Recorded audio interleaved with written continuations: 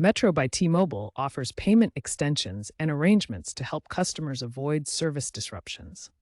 These flexible options are designed to prevent service interruptions during financial difficulties. The main options available include bill extensions for postponing payment dates, installment plans that break down balances into manageable monthly payments, and payment pauses for temporary holds on autopay. To be eligible for these arrangements, you generally need an active account in good standing, owe less than $100 in overdue amounts, have a history of on-time payments, and be able to verify your account through SSN or account PIN.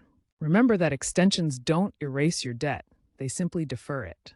Make sure you can pay the full amount by the extended due date to avoid potential interest charges or additional fees. You can request a payment extension through the Metro by T-Mobile app, the website portal, or by calling 1-888-8-METRO. The app now uses AI to assess requests, often providing instant approval based on your account history. Trends show a shift toward digital solutions, with many customers preferring the app or website for requesting extensions. Metro by T-Mobile also partners with nonprofits to help those with very low incomes secure payment extensions.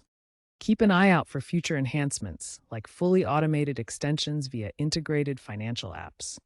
Always check the Metro by T-Mobile official site or app for the most up-to-date policies and options.